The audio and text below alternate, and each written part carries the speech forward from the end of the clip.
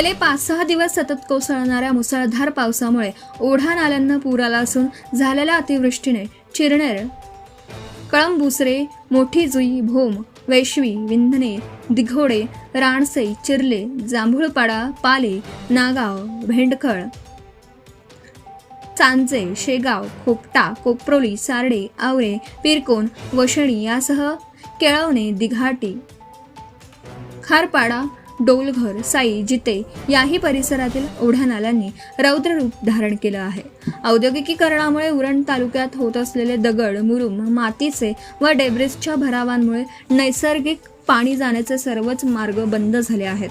गोदामांचे बांधकाम करताना वाढत्या पावसाचा व पाण्याचा निचरा होण्याचा पुरेसा विचार न करता हे केलेला अनधिकृत माती दगडांचे व डेब्रिस भराव यासह गोदामांच्या संरक्षण भिंती, पाण्याचा निचरा होण्यासाठी गोदामांमध्ये गटारीसाठी केलेले अरुंद खोदकाम या पूर परिस्थितीला कारणीभूत असून संबंधित गोदाम मालक, ठेकेदार, कंत्राटदार व प्रशासनाच्या निष्काळजीपणामुळे व नियोजन शून्य कारभारामुळे ही पूर परिस्थिती निर्माण झाल्याचा आरोप तालुक्यातील नागरिकांनी केला आहे.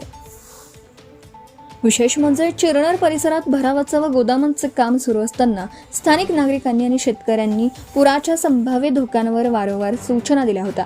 मात्र संबंधित अधिकाऱ्यांनी, कंत्राटदारांनी सूचनांकडे दुर्लक्ष केल्याचा आरोप होत आहे. त्यामुळे ही नैसर्गिक आपत्ती नसून प्रशासनाच्या निष्काळजीपणामुळे ओढावलेलं संकट असल्याची संतप्त प्रतिक्रिया नागरिक व्यक्त करत आहेत. यात उरण तालुक्यातील नागरिकांच्या घरात पुराचं पाणी घुसून घरांसह मालमत्तेचं मोठं नुकसान झालं आहे. तर शेतजमिनी पाण्याखाली येऊन शेतामधील भात रोपांची पुरती वाट लागली आहे. स्थानिक पातळीवरील नियोजनाच्या अभावामुळे ही परिस्थिती ओढावली असून रहिवासी नागरिकांना त्याचा फटका बसला असून प्रशासनाच्या संथ आणि निष्क्रिय भूमिकेमुळे ग्रामस्थांमध्ये तीव्र संतापाची लाट पसरली आहे. संबंधित महसूल खात्याचे तहसीलदार, मंडळ अधिकारी, तलाठी, ग्रामसेवक यांच्यासह वनविभाग तसेच स्थानिक प्रशासनाच्या निष्काळजीपणामुळे ही पूर परिस्थिती उद्भवली असून त्याचे वाईट परिणाम येथील सर्वसामान्य जनतेला भोगावे लागत आहेत. चिरनेर गावामध्ये अलीकडे गोदामांचे जाळे विणले गेले आहे. मिश्राचे गोदाम, हिंदू टर्मिनस कंपनी, मामाश्री गोदाम यासह अन्य गोदामे उभारताना व नवीन सुरू असलेले मातीचे भराव करताना स्थानिक नागरिकांनी व शेतकऱ्यांनी संबंधित यंत्रणांना यापूर्वी संभाव्य धोक्याची कल्पना दिली असल्याचा दावा नागरिकांनी केला आहे. मात्र अधिकाऱ्यांनी त्याकडे दुर्लक्ष केल्याने ही पूर परिस्थिती निर्माण झाली आहे. कोट्यावधींच्या कामात पावसाच्या पाण्याच्या निचऱ्यासारख्या व शेतकऱ्यांना शेतावर जाण्याचे मार्ग खुले ठेवण्याच्या मूलभूत बाबींकडे प्रशासनाने व कंत्राटदारांनी दुर्लक्ष केलं असल्याचा आरोपही येथील शेतकरी करत आहेत.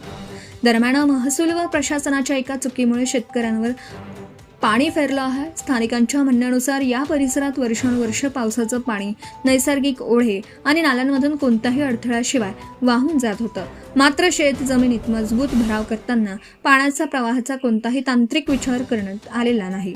यासाठी आवश्यक पाईप किंवा मोठ्या आकाराच्या गटारींची व्यवस्था केली गेलेली नाही.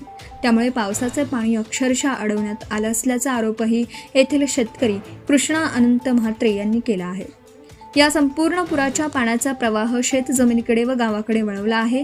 त्यामुळे भात शेतीसह गावेही पाण्याखाली आली असून अनेक नागरिकांसह शेतकरी आर्थिक संकटात सापडले आहेत.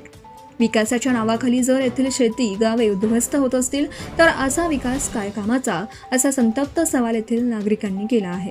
या संपूर्ण प्रकाराची चौकशी करून संबंधित अधिकाऱ्यांवर व कंत्राटदारांवर जबाबदारी निश्चित करावी व तातडीने पाण्याचा निचरा होण्यासाठी आवश्यक पाईप टाकावेत. तसेच शेतकऱ्यांच्या शेतावर जाण्याचे वहिवाटीचे मार्ग मोकळे करावेत.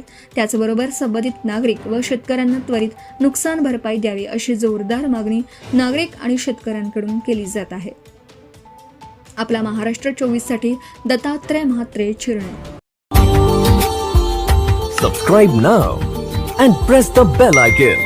Never miss an update.